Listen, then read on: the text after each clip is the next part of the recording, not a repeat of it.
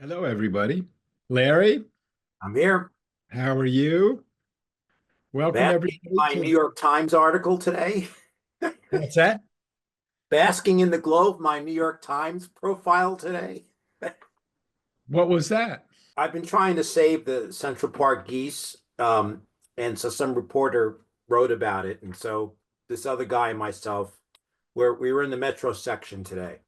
Oh, Yeah. oh yeah, you sent me a link about this. So just forgive us, JFK fans, a little bit of New York gossip here. So the Central Park geese are geese who live in the park and are threatened. So the resident, yeah. So what happened is the Port Authority's trying to reduce the amount of geese because they're afraid that's going to cause airstrikes on planes. But so they basically are trying to eliminate all the geese in all the parks. At least they're destroying their eggs. Um, and we think this How is a little, cruel. yeah, it's cruel. And so we're trying to at least get the geese in Central Park protected because they only really travel a mile. But it's Right, just a typical bureaucratic response. It's, overreaction, and then the first thing you try to do is kill. So, right. Yeah, that's always the solution. Let's go kill something. right. And she referred to me as a tough talking environmental lawyer. Well, well spoken. Welcome everybody to the JFK Facts podcast. Lots of news happening. Uh, so let's get right down to it. So the big news announced was the May 20th hearing, second JFK hearing of Representative Anna Paulina Luna's task force on declassification of federal secrets. That's going to happen on Tuesday next week. I know a little bit about the witness list, and I think it's going to be remarkable. Living witnesses to the JFK assassination story, Abraham Bolden, um, Judge Tunheim, Dan Hardway of the HSCA, and Dr. Don Curtis, one of the Parkland doctors. So that's shaping up as a real, a real big event. I think that's going to be really striking. Abe Bolden's participation is especially important because his story is so remarkable, and so it's such a shame that it's not known. And he deserves a hero's welcome, really. I mean, in the JFK assassination story, of which there are very few people who distinguish themselves, um, he is one person who did, Abraham Bolden of the Secret Service. The one man who tried to do his job after the Kennedy's assassination is the only guy who lost his job and got sent to jail. So, um, looking forward to that a lot.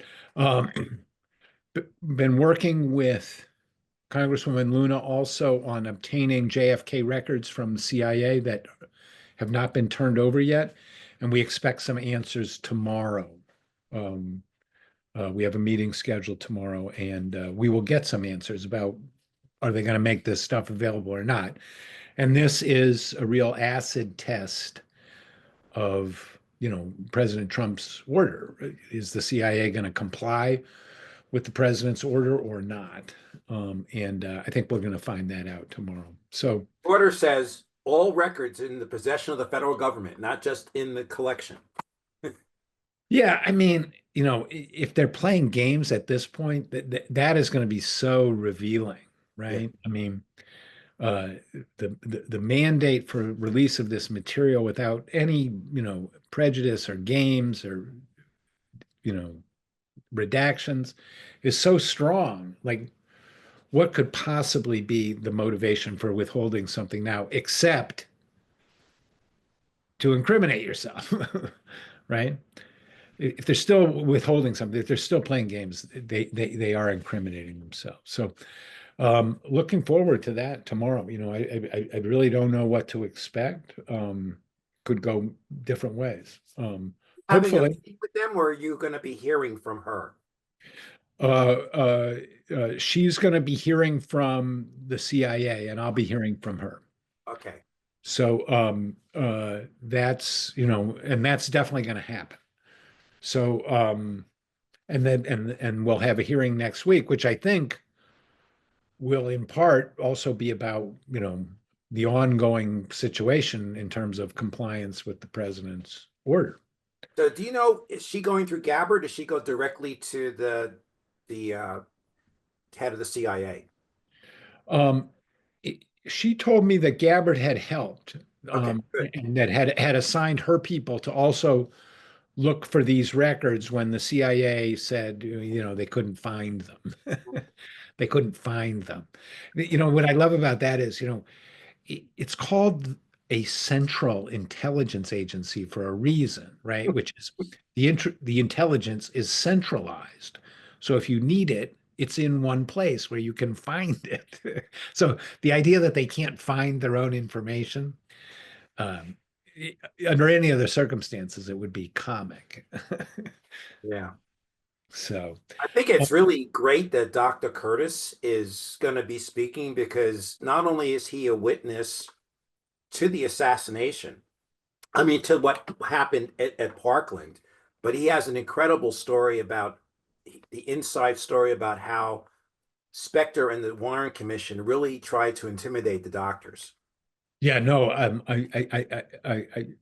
listened in on a conversation with Dr. Curtis the other day, and he was telling that story about how Arlen Specter terrorized them, and that was his word, terrorized, Yeah. and and made people change their testimony, and how deliberate it was. And, people should understand who he was. He was one of the first three people in Trauma Room 1 when President Kennedy was brought in. And there's no disputing that because the accounts of the other two doctors confirm that he was there. He was a resident at the time. He was not a doctor, but I mean, he had medical training. He'd done his internship. He was a resident, and he was coming back from lunch and was drawn into this drama. So he had that firsthand knowledge. But the story that he tells about how Specter, molded the record to achieve the results that he wanted, that's a story that we really need to have on the record. And to have it from a living witness is really remarkable. That was one of the tools that the Warren Commission lawyers, who were very good lawyers, how they manufactured a record. Because Specter in particular, he'd ask a question, and if it was an inconvenient answer, he would ignore it, Right. or he would go off the record, you Right. know, and so he'd go off the record and say, "You're wrong. That's not the way it happened," and then if they continued to insist that's the way it happened, he just changed topics. Right. Um, Yeah. so, and the other thing that Dr. Curtis, I hope he mentions, is that, and this is to refute the arguments of the people who would critique and attack the Parkland doctors as saying, well, they didn't have a chance to see President Kennedy's wounds. He told me, and his boss told him, that when Dr. Kemp Clark pronounced President Kennedy dead, he picked up President Kennedy's head to show the other senior doctors why he pronounced him dead. He wanted to show them why he decided that. And so those doctors had a chance to see the extent of the back of the head. So the idea Yeah. that they didn't get a chance to see the wound is not correct. No, so I've heard Dr. Curtis tell the story, and I'm very happy that he's going to come and tell that and tell his story next week because it definitely needs to be heard. It was, and and from a living witness. This is this is the important thing I think about it is that this isn't you and me who are coming along later and have our opinions because we've read a bunch of books or something. This is a guy who was there. It's He's like, very ethical because when the first film, when the first crew that made that movie, the Parkland Doctors, they uh-huh, wanted him to talk. And one of the producers was trying to get him to say things in a different way. And he said no. And you'll notice that did not participate in that film. He's not in the film. yeah. And he refused to give them consent because he wanted to say things the way he saw them, and he wasn't going to let anyone else put words in his mouth. Yeah, no, and I asked him when I first met him and talked to him I didn't meet him in person, talked to him on the phone. Um, and I said, could I tell his story? And he said, no, he didn't want any publicity. He didn't want me to use his picture. And so, I had to respect that and not, not report. I mean, I'm summarizing some of the things he said here, but, I wasn't going to write a story over his objections because he genuinely didn't. And he said to me, can you get somebody in Washington to hear my story? I knew Luna. I said, well, why don't you talk to the Congresswoman? And so that connected them. And he was ready. And so when she invited him, he's coming. So And I'm just sharing stuff that he mentioned at the Kappa conference. You know, he came in. We had a 2018 conference about the living witnesses, and we had a bunch of doctors there. It was the last time that Dr. McClellan showed up. Uh-huh. And And Dr. Curtis was there. yeah, yeah. Yeah.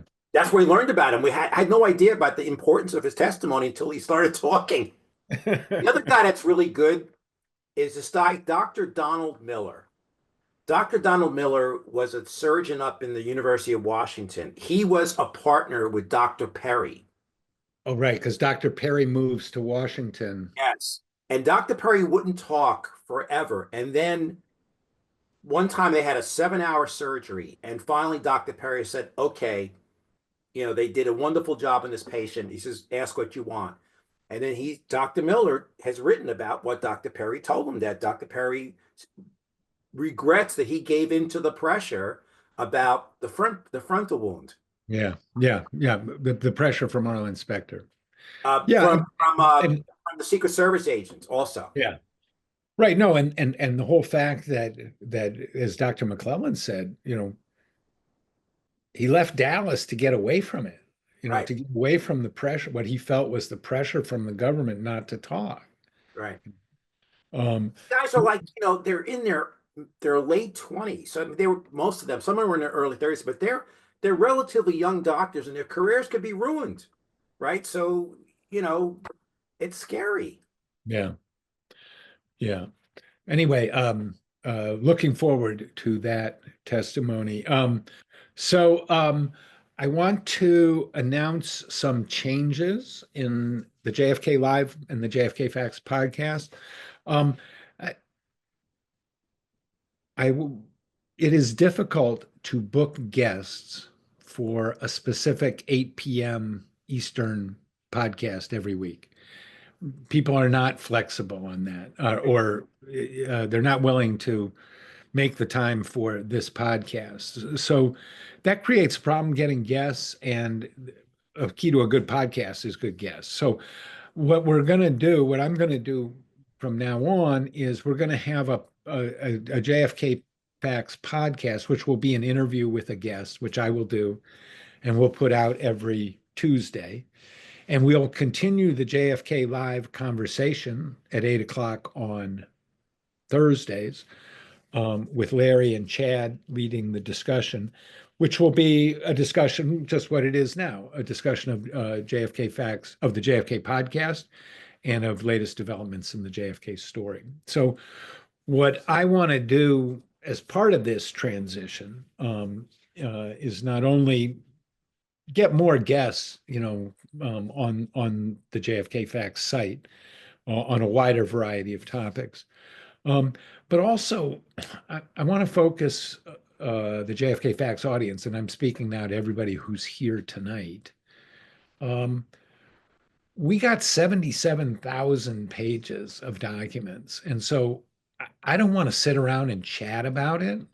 I want people to write about it, and let's get this on the record. Let's tell what the new JFK story is. So I'm going to put out a call this week for people to write for JFK Facts, to submit stories with some writer's guidelines, what kind of stories we want and what kind of stories we don't want.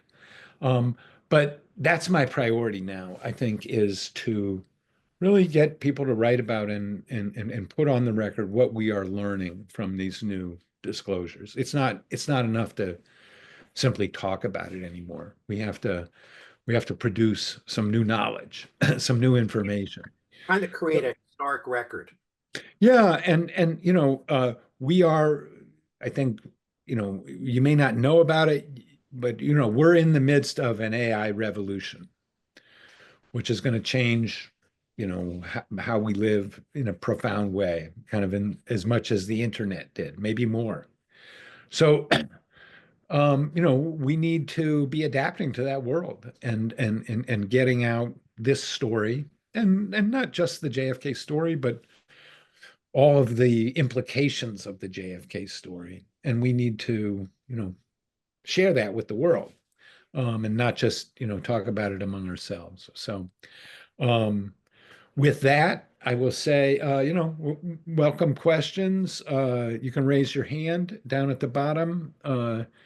You can just speak up about any and all of this.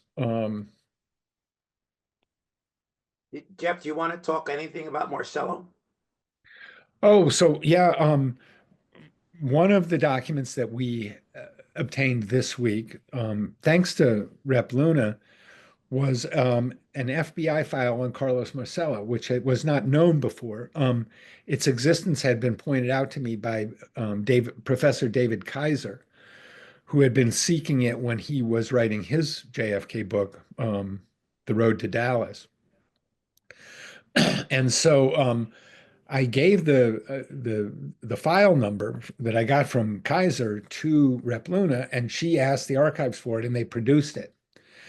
And so we got a 2,900 page file on Carlos Marcello, which Larry has had a chance to look over. So, Larry, why don't you describe what the Marcello file that we got is, and what does it tell us, if anything? So it's file number 46.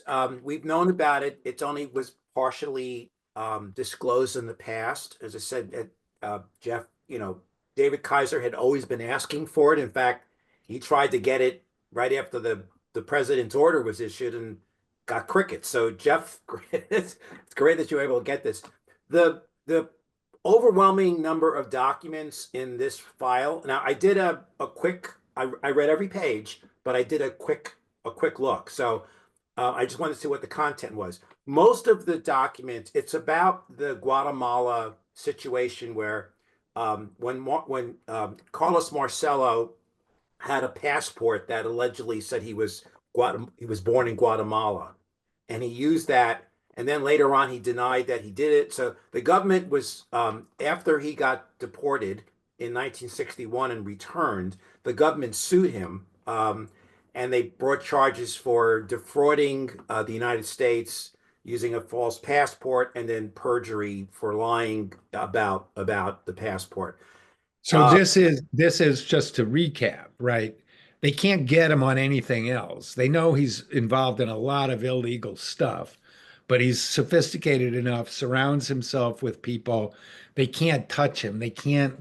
So this is one way that they can try and limit his criminal activities by tying him up in court and all of that. So does it tell us anything about Marcello? Well, I mean, it's it's clear that he did this. Now, he went on trial on November 4th, 1963. The jury reached a non-guilty verdict on November 22nd at 3:30 after 2 hours of deliberation, and it turned out that he bribed one of the jurors. So then he went on trial again in 1965, and again he didn't get convicted. They got him later on during the Bry Lab. But so the file is principally about the government's efforts to convict him, and all the documentation. There are grand jury minutes that are redacted, but there's a few interesting snippets in there. The one thing I'm disappointed in was that the file skips from June of 62, then it goes to the fall of 63. And the reason I'm disappointed in that is because it was allegedly in September of 62 when Marcello allegedly told Ed Becker, when he went out to his farmhouse, that he was going to get rid of Kennedy, and you get rid of the head of the tail, the head of the dog. Yeah, and there's nothing about that in this file. Right. There's nothing about that. And the only other thing that's in there There is at the very end, there is something about David Ferry.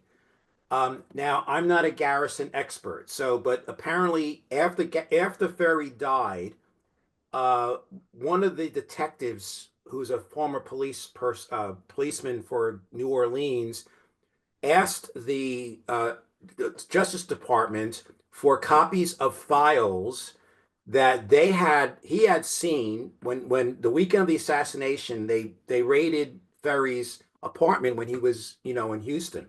Right, and they wanted to retrieve the letters that they had seized from Ferry on November 22nd. Right, So that's an interesting story, and we don't know anything more than that about the letters. right. Right. Just know that Okay. they asked for So them, and yeah. very convoluted process because Hoover got involved. Yeah. Okay. No. So is there something in the file or not? In your No, there's nothing. okay. Well, only one factoid that eliminates a rumor, which is someone once claimed, or some people claim, that Ferry is the one that piloted Marcelo from Honduras to Texas, and it's not. It's clear that there was another person that was the pilot, and they were looking Right. for Okay. Want to answer a couple questions from the chat. From Sam, were the Schlesinger tapes with Jackie held by ABC ever released? No, the answer is no. ABC played selections of William Manchester's interviews with Jackie Kennedy in 2013, but those transcripts have never been released, and they are important JFK records. So thank you for that question, Sam. Another question was, will the Marcello file be available by Mary Farrell? I think so. I'm going to give a copy to Rex Bradford, and I think that that's the right place for um, Now, it. by the way, So this is not the tapes that we're seeking. So we're still seeking the tapes from the Camtex sting operation when he was in jail in the mid 80s, where he allegedly confessed to Jack Van Langingham that he planned the assassination. We right. we don't have the tapes. We don't have the transcripts. The tapes have been sealed because they weren't used in the criminal proceeding.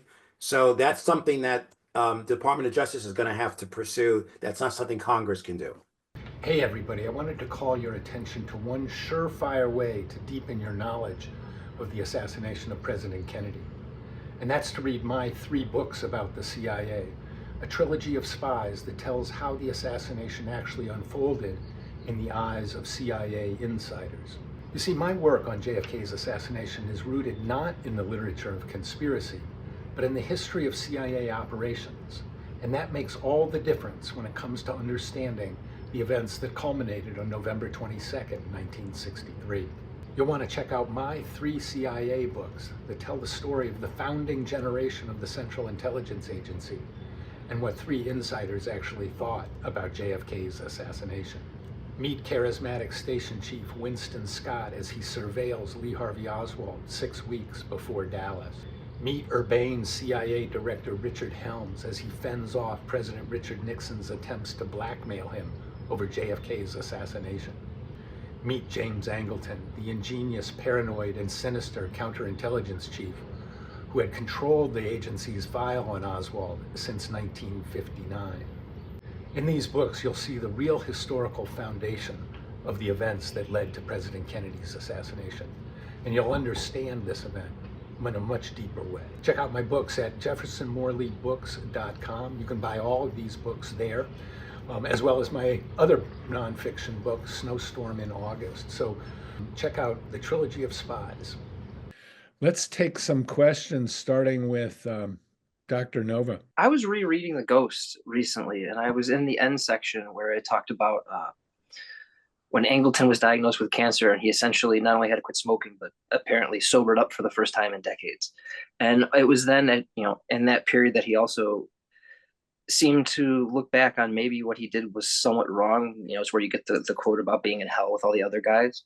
Yeah. And I was kind of curious thinking about that. What are kind of the implications that, you think of, Angleton and Bill Harvey and all of these guys, they were like pickled spies. Like all of these people that you ever see in this whole web of things from, Ferry, Shaw, Philby, like none of these guys were ever sober for more than 10 minutes, it seems. Well, certainly, yeah, certainly Angleton was, you know, an a dysfunctional alcoholic by the 1970s. Um, in, but in 1963, how dysfunctional were they? I don't know. I mean, Philby was a legendary boozer, and this, post-war Washington. I mean, that was the world of the three martini lunch, the five martini lunch. So, yeah, a lot of people were, um, you know, very drunk, intoxicated, and I think that what's the significance of it? I mean, when people are intoxicated, they're paranoid. And I think that there was definitely a conspiratorial, paranoid mindset. Um, that we see in things like Operation Northwoods and in MK Ultra. There was a paranoid mindset in the U.S. government, and Well, and beyond paranoid, I think the alcohol abuse is probably part of that. I would put it that way. I mean, doesn't it also seem like it would tend to make them kind of toss their morality aside? I mean, so many of these people No, that do horrible things trashed all mean, the time. uh, no, I think tossing the morality aside was, the civilizational struggle against communism. And you didn't need to be alcoholic to do that. You would say, and that's the Doolittle report of 1954 recommending that we step up covert action and that we have to discard American notions of fair play, right? We got to fight fire with fire. And so, well, once you've decided that, then anything's possible. Does the rampant alcoholism of people like Angleton and Harvey contribute to that? Yeah, but it's not the cause. Fair enough. Also, the idea of the citizen journalist for JFK Facts, I think that's a great idea for the changeover. Thanks for taking my question. Yeah. Okay. Jeff, someone asked in the Roger Otiso asked it. Do you know whether embassy ever answered Luna's letter? Have we heard anything from NBC? I'm going to have news about that tomorrow. Oh, great. Okay, cool. That's all I want to say. Okay. Yes. NBC has responded, Okay. and we want to find out if they've responded, affirmatively but yes, Okay. stay tuned. We're going to have a story on that soon. All right. Carl Gallivan. Oh boy. Thank you. I'm honored you're taking my question. Actually, I'm surprised you don't ask that all my questions be submitted in writing via chat. And I did put one in there that I hope you'll address concerning some information you previously disclosed about Angleton. But I do have an insight to the Arlen Specter issue from a question I asked Cyril Wecht at a conference in Dallas several years ago, a CAPA conference.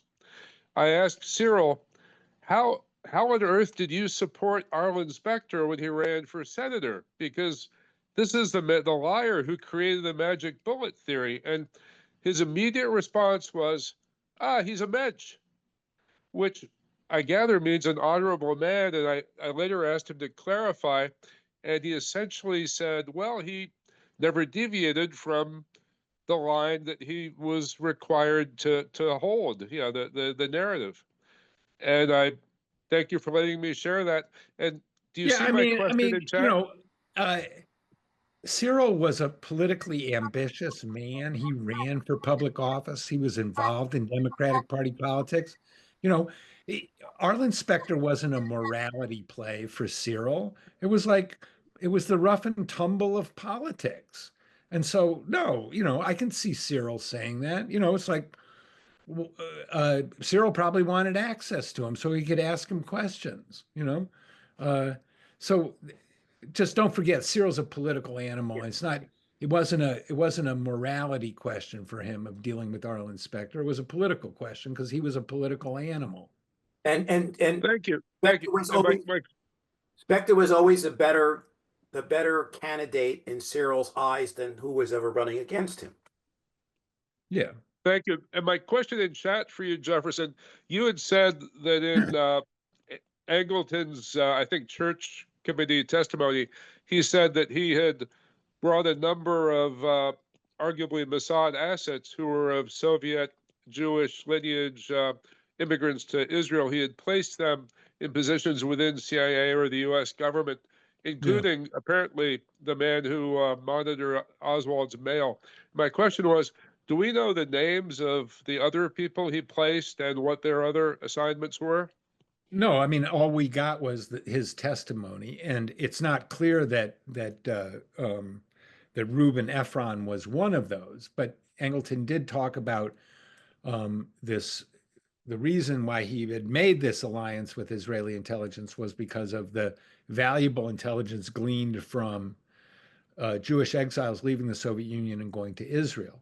And that fit the profile of Reuben Ephron, who came from Lithuania, you know, in exactly that manner. So we don't know that Reuben Ephron was one of those people, but we do know from the newly released testimony that that was the way Angleton, you know, built his intelligence empire. So Thank you for taking my questions. anytime, Carl. Dennis O'Keefe. I've been out of the country for about 10 days, and I'm just wondering what the status of the Joanidis file is at this point. We hope to get some answers about that tomorrow. What you said before about going to change the format. One, will you continue to participate in these discussions? And two, what can we, I mean, I'm a humble community journalist. I'm used to digging and boring documents, but we don't have the overall panorama that you have on the case itself. So what would you want from us going through these files, obviously, that are available? So what I want to explain is, okay, so how do you write a story about these documents? Well, that's what we'll talk about. And I'll tell you, you know, the kind of stories that we want, like here's 10 new documents about Bill Harvey and here's what they tell us. Okay. That's a story we want. A story that we don't want is I found a new JFK document and it proves that my theory is right. Okay. Right. That's a story we will never publish. Okay. But in between there's a lot of new information that's newsworthy, but I want to talk to people about how you can write about it so that it makes sense and you can talk about it, you know, wherever you write for. Who do you write for? Well, I'm a retired journalist, local news, community journalist, weekly newspapers is what I wrote for. Yeah. So, but I had to dig through documentation on, you know, the Eastern District, Pacer, things like that. So not a lawyer, obviously, but I had to learn a little bit about everything. But you covered like I was a weekly reporter once. You covered meetings and stuff. Yes, that's what we did.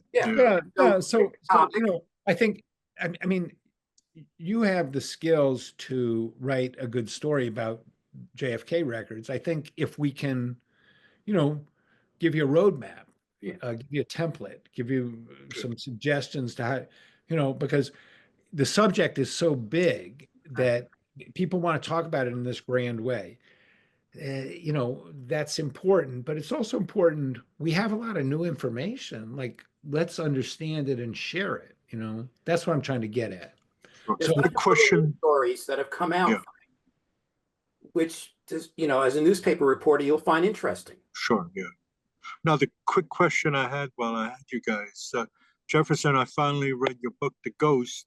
And there's the famous cryptic quote by Angleton to Cy Hirsch that the CIA has many mansion has many rooms, and he was not privy to who shot John. Have you seen anything in the subsequent documentation that could shed light on that quote? No. Okay. I mean, you know, I asked Hirsch about that, and he said, I said, what did you make of that? And he said, I think he was trying to lay the blame on JFK's assassination on somebody else besides himself, Yeah. which I thought was pretty astute. So, I mean, I wrote what we learned from what was Angleton's testimony, that he lied about what he knew about Oswald before the assassination. So is that connected to his comment? Yeah, I think it is. He kept secrets about Kennedy's assassination, and he wasn't transparent about it. Quite the contrary, he was deceptive. It was So, obviously yeah. it was one of the rooms in the mansion that he worked in that pulled it off, and he didn't know which Yeah. room. Thank you very much. Yeah. We have an interesting thread from Thomas Tucker. So apparently, Thomas, Dr. Ronald Jones was your surgery attending at Parkland when you were a third-year medical student? Because Dr. Jones has an interesting relationship with the story. He Well, tells so Thomas Tucker, can you speak up? Can you talk to us? Do you not want to talk, Thomas Tucker? if Dr. Jones was a potential person to speak, and Oh, here I am. Sorry, I couldn't there you go. unmute. Great. Okay. Okay, So- yeah, so talk to us, Thomas. Tell us your story. Well, yeah, Dr. Jones was my surgery attending when I was a third-year medical student at Parkland Hospital. He never really told any of the medical students the story about JFK.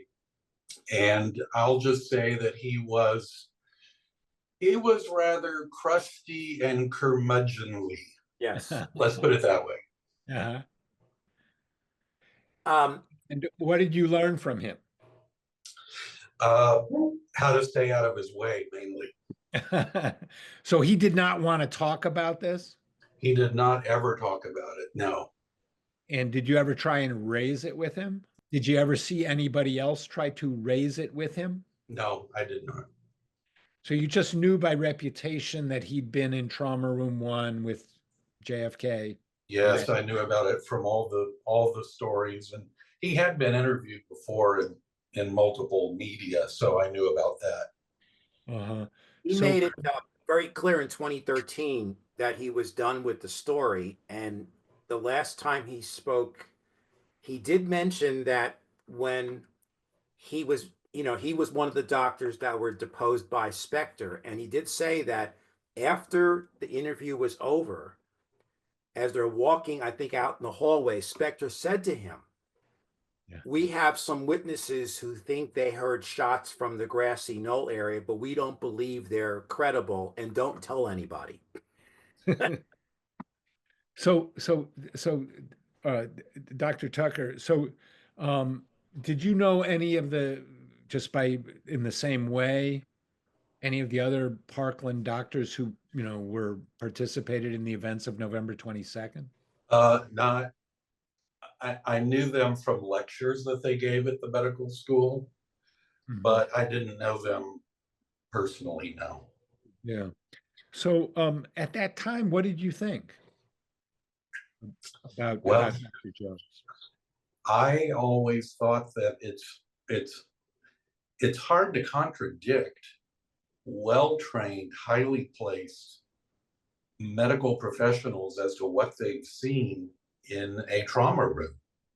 I mean, when you've got the head of neurosurgery at one of the biggest trauma centers in the United States saying that he saw a hole in the back of the head and part of the cerebellum, I don't know how anybody can contradict that. Yeah. Did you do a lot of trauma were you part of the ER trauma unit? As a medical student, we rotated through trauma in the emergency room. So, Dr. Perry and the other doctor said that the wound looked like an entry wound. Is that consistent? What you've seen? Is that consistent? You're talking about the neck wound? Yeah. Yeah. Yes. I think those doctors, those doctors have seen more gunshot wounds than anybody. Yeah. The Dallas Knife and Gun Club was ever active, so they had seen a lot. Right. Dr. Curtis said there was some club, they called it. They had so many Saturday night shootings. Right. Dr. Tucker, what kind of doctor are you? I'm an oncologist. Uh-huh. Um, Oh, so what do you think about Ruby? I've never really looked into that. So I don't know. I know that he supposedly died of lung cancer, but that's all I know about it. And it came very quickly, supposedly. Well, it can. I mean, there are people who can die from it within a few months. So that's not outside the realm of, because by the time it's diagnosed, it's already pretty widespread. Huh. That's the reason. well, thank you for that, that history lesson, Dr. Yeah. Tucker. That's very interesting. Very interesting. How did you learn about the fact our podcast? Gosh, I don't remember. I've been listening to you guys for so long. Oh, Oh, okay. good. Thank you. It's really good to hear your perspective. That's great. Yeah. All right, take care. Let's hear from Gerald Pechenuk, because we haven't heard from him before. Yes, I'm glad I got on. I've been keeping up on your facts on, JFK postings. Uh-huh. And I have a question that you may find unusual, because it's something I've been, I know Permindex was named a number of individuals, Clay Shaw. This came out of the Garrison Right. investigation. And I don't know how much you've talked about it because I can't say I've read all the stuff you put on, but what I want to bring up is a gentleman I was connected with for many years. I did not know till after he was deceased that he became the head of Permindex. And who was that? Afterwards. The gentleman's name is Dr. Bert Servas. That's a capital SER, capital VAAS. Now, if you go into the OSS, you go into their journal, you will find he's very honored by the OSS. He flew a unflagged plane into Formosa to get the surrender of the Japanese when he was a young man. He lived till he was 94. He became the head of the Indianapolis, Indiana combined municipal suburban city council for something like 40 years. He's the big fixer of Indianapolis. Ask Mike Pence, ask Richard Lugar, ask anyone. And I had extensive discussions with him on other issues.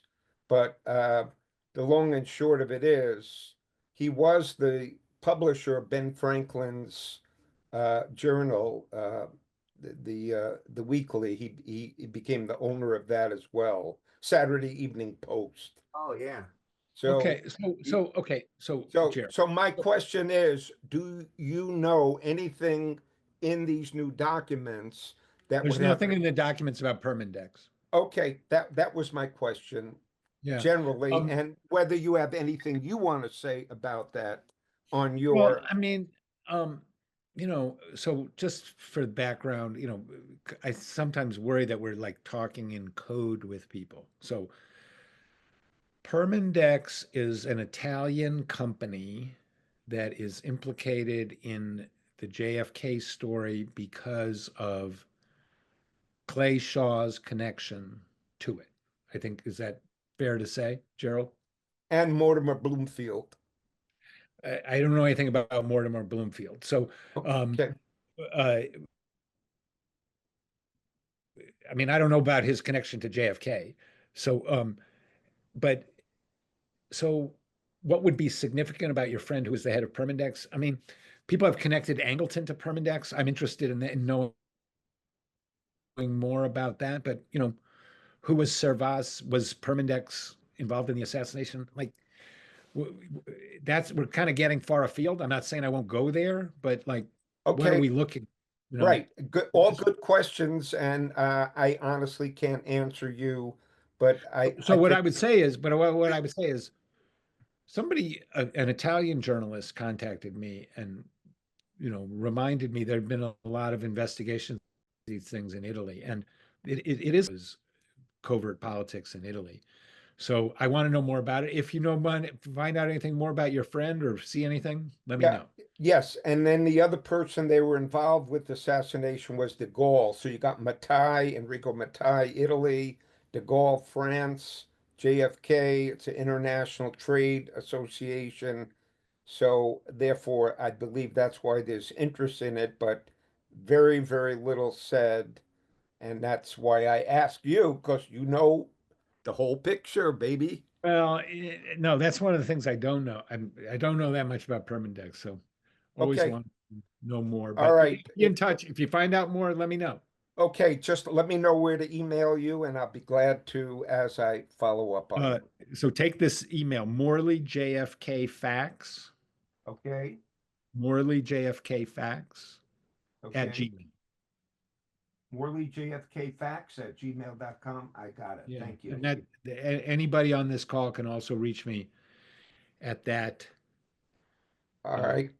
email. Well, I commend you very, very much because this is, I was 11 years old. The teacher came in, said JFK was assassinated. I was in Brooklyn. Everyone cried, and we went home, and it had a profound effect for the rest. I'm 73 now, so I think I'm not the only one, and I think you've done a wonderful job. Yeah, Were you're a in year Catholic older than me. school? So I was 10 when he was shot. Very similar experience. Were you in Catholic school, Joe? No, PS 242 on Flatlands Avenue in Oh, okay. Brooklyn. Very good. So anybody else have questions, comments, concerns? One of the questions is the hearing. Do you know that's going to be another open one? Or is it going to be more like a round table? It has been described to me as a hearing. Okay. So I think because uh, Abraham Bolden wanted to be sworn in. He wanted to give his testimony under oath, and I think Luna wanted to accommodate that. So I think that's what's going to happen.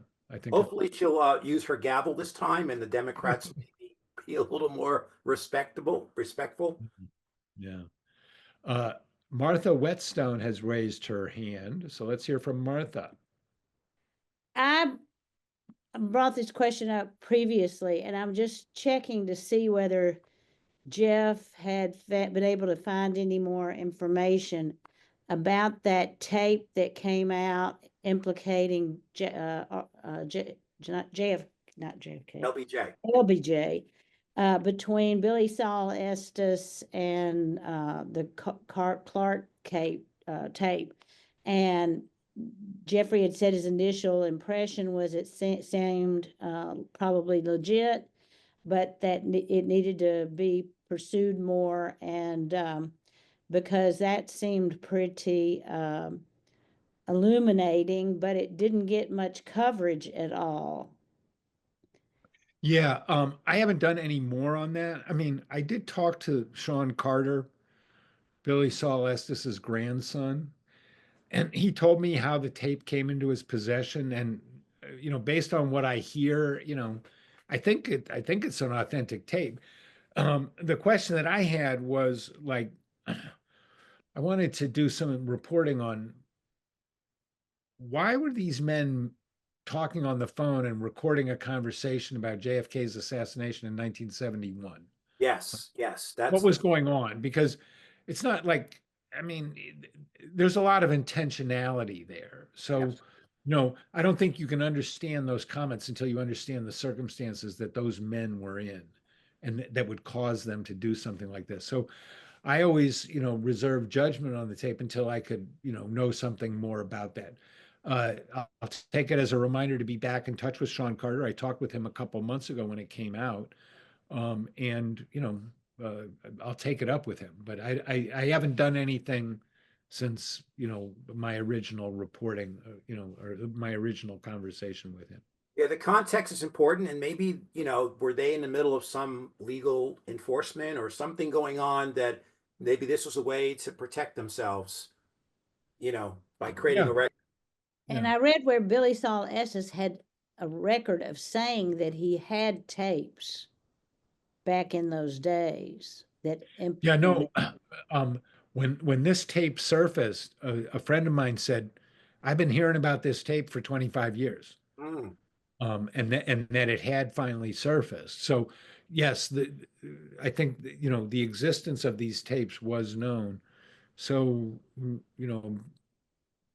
but what do they really tell us? I think we need to do more research. This is 71, Jeff? But yeah, I think because Johnson's still alive. Still alive, right? That's what I was trying to verify. Yeah. Right. So Johnson dies in January of 73.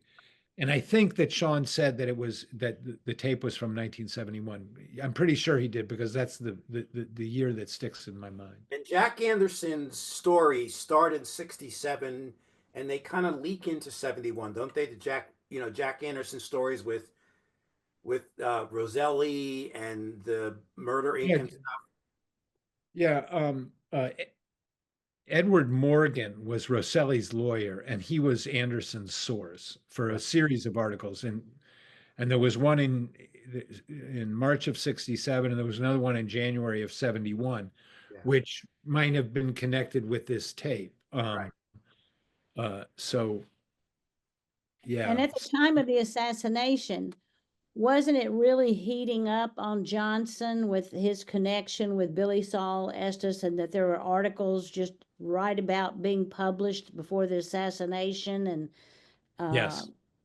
and Yeah, there was Life magazine had a big investigation of LBJ on the press, which was pulled after the assassination about Johnson's corrupt dealings.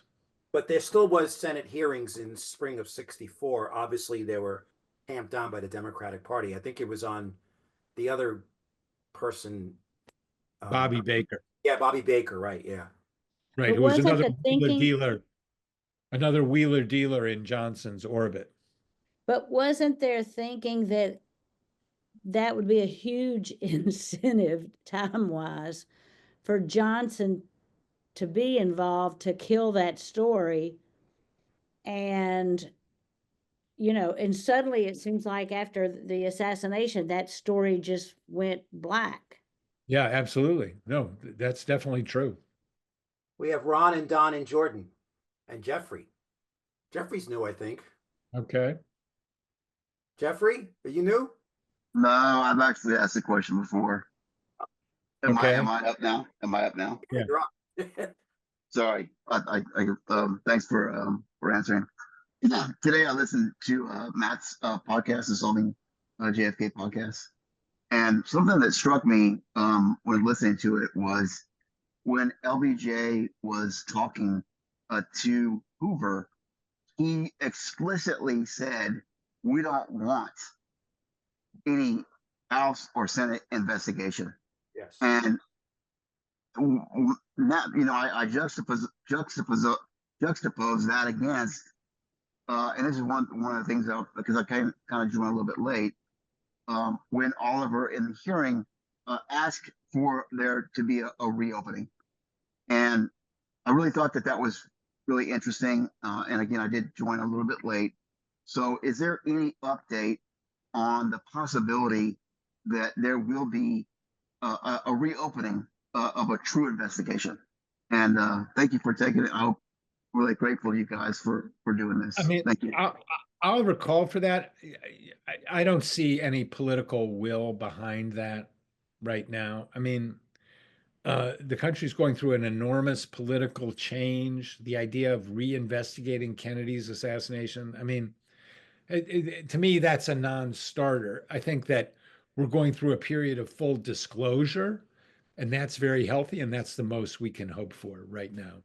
I mean, there might be some very specific forensic studies that could be done, but 60 years later, I mean, but I think LBJ was also concerned about having multiple investigations with Congress people wanting to start, sharing the spotlight. And so it could have been the reasons that some people think that he's trying to prevent the truth from coming out, or he's just trying to move on and not get into a situation where, he wanted an investigation he Control, right.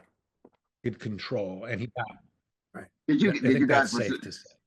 are you guys familiar with the call that I'm referring to? Yeah, Yeah. yeah. It really was interesting the way that he was really trying to say, no, we're not going to do this, or not, and Hoover like saying, well, I think the words, it would be a 3-ring circus. Okay, well, The, Yeah, I Yeah. mean, yeah, both Hoover and Johnson said on Sunday, November 24th, we need to convince the public that Oswald alone did it. Johnson said that to his aides, Hoover said that to his aides. So, that's when, before the investigation began, they announced the finding that they wanted, and they got the finding that they wanted from the Warren Commission. Jeff, We didn't now know that that finding's not very credible. the guy that ended up working with the movie industry, I forget his name now. Jack Valenti. Yeah, Valenti, wasn't it his also? He was pushing for it as well. Yeah, Valenti was friends with LBJ, and they came up with this idea: how do we preempt? How do we get control of the narrative of Kennedy's assassination?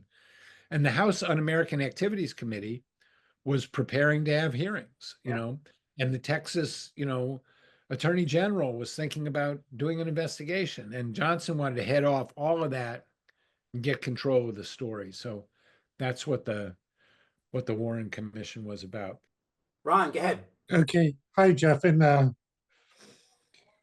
just wanted to know if you could have Max Good on. He did a documentary on our friend Ruth Payne, and I think it would be really enlightening to get his perspective on our interview. Yeah. I will do that. I will reach out to Max and have him on the podcast for sure. Great. Thank you. I think it's great that Abraham Bolden is going to show up next week. That's fantastic. One curious thing about his pardon a few years back by Biden was that it didn't speak to, it basically didn't mention anything about the dirty deal that he was dealt. And it was obvious he was railroaded. But so it was a pardon that, gave him a pardon, but didn't speak to anything like that actually happened to him, and how disrespectful that whole thing was. So my question is so he's going to show up next week, and Okay, so sorry. he's not going to show up. He's going to testify by Zoom. Okay, good. Well, and then this isn't like the old days where like the Watergate, where some people would be testifying for hours at a time, for days at a time. So it needs to be very focused and cut to the chase, like as far as like focusing on like the real issue, which is basically him getting railroaded. And so I don't know if is there any help that the committee is going to get as far as like trying to focus the questions? Bolden's family is working with him to do that. Great. That's fantastic. Okay. Thank you. Why the public shooting as opposed to like putting some poison into his meal? The message. I don't know. I don't know who killed Kennedy, so I can't answer your question. Because I mean, I tend to be in the general area of you guys with this conspiracy, but then that was some non-conspiracy person I saw raise that question, and I didn't have an answer. So I was just wondering what the brain. I don't. Can I add something on this? Go ahead. Well, they have. I mean, I had a friend who was a chef in Boston who prepared meals for the Clintons when they were in the when he was in the White House on Martha's Vineyard. They have tasters they had people in the kitchen watching everything they did, and checking for that kind of thing. So that would be would be one reason that might not be the. But we're talking about the CIA. Yeah, but you got to, as Ralph Waldo Emerson once said, if you're going to strike the king, you got to kill him, right? Number one. Number two, this was a policy. This was to reverse government policy, and killing the president in the middle, broad daylight, I think sends a message. Not only is the president dead, but it sends a pretty broad message to Johnson and anybody else. I mean, and also it seems very personal to me. It seemed like a very personal attack. I don't know that there's any point in speculating about a question like that, right? The president died by gunfire. The question is who was responsible, not, why didn't they do it some other way? I mean, they tried to poison Castro. Look what happened. The CIA couldn't get it done. Right. Yeah. But all the shenanigans with Oswald in Mexico City, also, like if they were trying to connect it up to Cuba or Russia, then maybe there's that. Clearly that, I mean, it looks Yeah, like. that was part and parcel of it. Jordan? Thank you. I want to ask this sort of the same question that was asked a few minutes ago, but from a different direction and trying to look at the really big picture. I know that major news organizations have shunned this story for decades, but at this point, if you look at some of the very most basic things like that there were more than one shooter, the evidence for that just at this point seems overwhelming. And so is there something that is actively preventing like major news organizations from taking on this story and really trying to make something of it? Or is that something that you would want to happen? I think that there's a culture of deference to the government's story, and it's part and parcel of what's considered legitimate in policy circles in Washington. And so once you get into that much narrower group, there's a kind of groupthink that goes on. So I think that's what prevents major news organizations from doing is conformity, inertia, fear of crossing the CIA. Having a skeptical view of JFK's assassination is very, very bad for your career in Washington. And look what happened with the election, this past election, right? I mean, the media did not want to investigate the issue with Biden. And there's a lot of reasons for that. And one person said, if you asked questions, you were not going to get access. Right.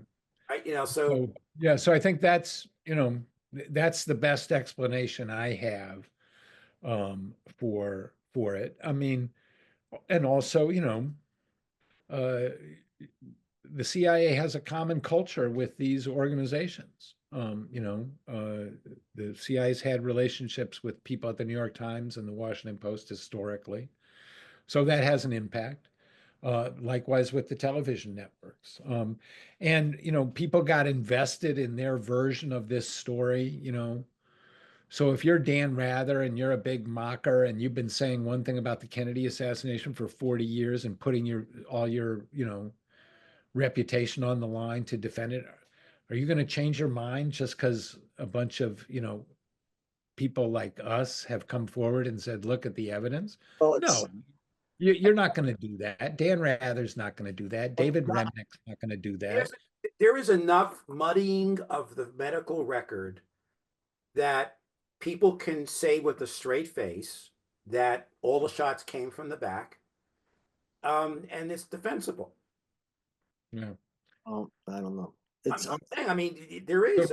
So what's your comment, Jordan? Well, I mean, I'm not thinking of Dan Rather's. I'm thinking of, young journalists working for whether it's the Times, the Post, or 60 Minutes that they, who's hungry for a story and they investigate almost everything else. I mean, I agree, not Biden, but they certainly don't seem to be afraid to go after the CIA and for other things. But they're not going to. Yeah, no, that and that's true. That's true. These news organizations can be very aggressive and have an adversarial stance towards the CIA. The JFK story, it's more foundational, and it's just radioactive, which I think tells you all you need to know. Really, it's like, why is it still radioactive? Because there's something that has to be hidden. I mean, there's no scalp to get right now. I mean, it's 60 years ago. So even if they break a story, whose scalp are they going to hang? I mean, there's no, I mean, they're going to look for something new now for some current event. in my mind. Yeah. James Williamson. Hey, thanks. This is a little on a somewhat different topic, but I think it's okay, I hope. But you always ask interesting questions, so it's okay. Okay, well, I knew Priscilla McMillan here in Cambridge. Oh. I didn't know her. I never had any serious conversations with her about the assassination other than a brief conversation where she said she was convinced that Oswald had done it himself. I'm wondering what anybody has to say about Priscilla McMillan, and in particular, how I just checked the Wikipedia entry about her, and it doesn't really explain how she came to be sort of the custodian for Marina after the assassination. Does anybody understand how that got sort of put together? And anything you have to say about Priscilla? Well, so a lot has been declassified about Priscilla McMillan, and the most important thing is the cover of her file, which was released in 2017 or 2018, and the box on the cover sheet where it says "Witting Collaborator," that box is checked for Priscilla McMillan. So she's a witting collaborator with the CIA in 1964. Around the time that she approaches Marina Oswald and starts to, prepare to write her biography. So, I mean, what else can we say? It's right there. She was a witting CIA collaborator. So the book that she produces after that has to be considered somehow CIA approved. I mean, she didn't defy the people who she was collaborating with, so presumably they accepted it. So yeah, there you have it. Interesting ladies, good writer, I thought. Yeah, no, the book is well done. The thing that you think about with her also is she's also the young reporter in Moscow who interviewed Oswald when he right. And If she must have been hooked up for that by somebody in the U.S. Embassy. And she had a relationship. No, not necessarily. That was a legitimate story, an American coming to the embassy and wanting to move to the Soviet Union. She didn't, nobody needed to steer her to that story. I thought she was tipped off, but maybe not. I mean, she was covering the embassy, so she heard about it. Yeah.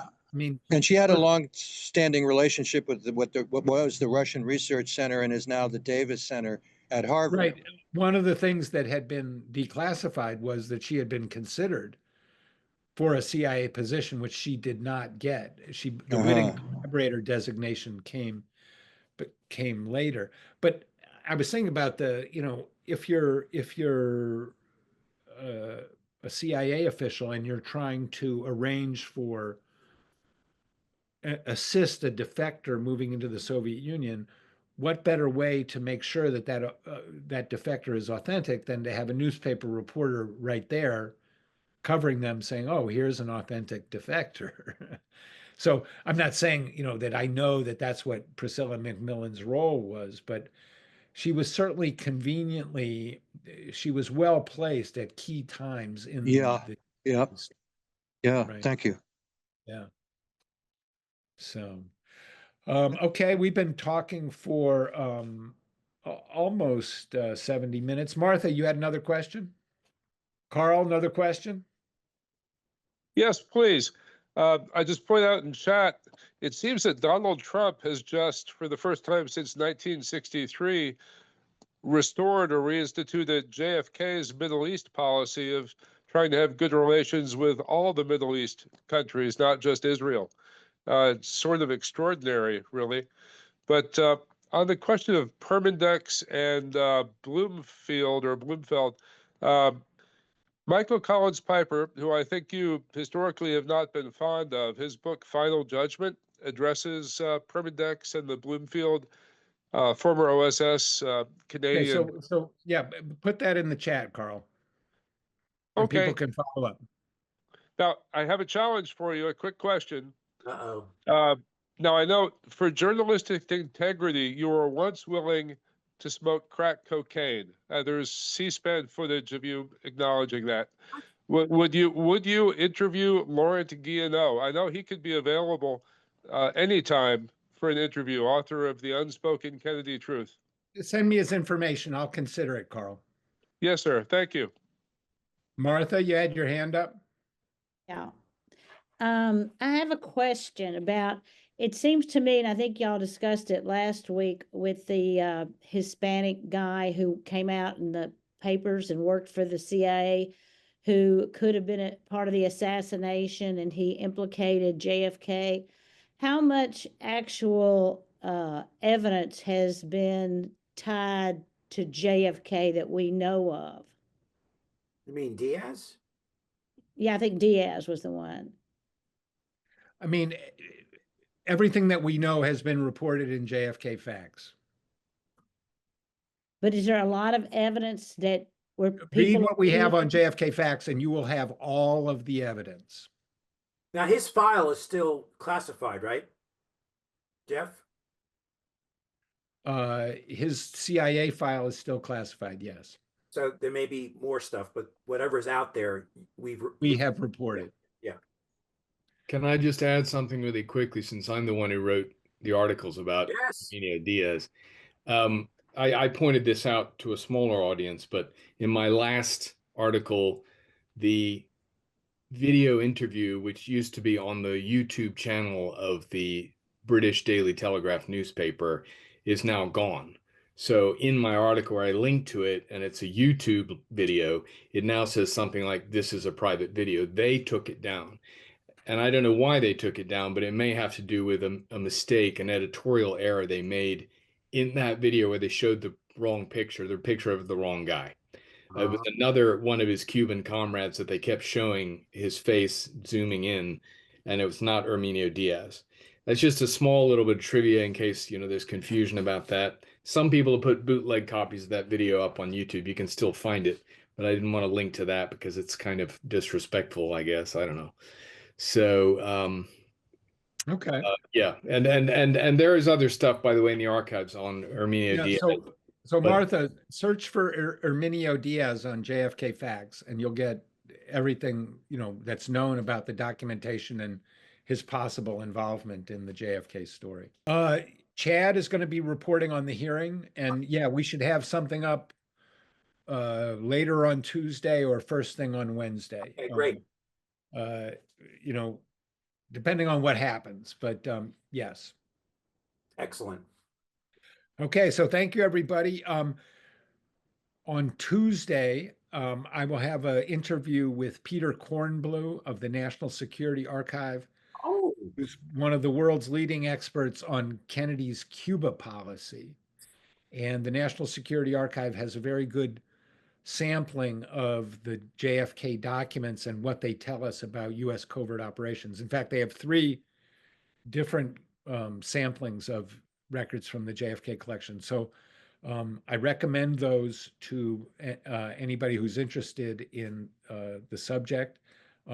nsarchive.org, National Security Archive at George Washington University. And Kornblue, I will have my interview with him will be posted on next Tuesday. So look for that next Tuesday. He wrote a lot about the back channel stuff. He's wonderful. Yeah, no, and in the interview we talk about what was going on in Kennedy with the back channel to Cuba in 1963. So look for that next week, and thank you all for coming.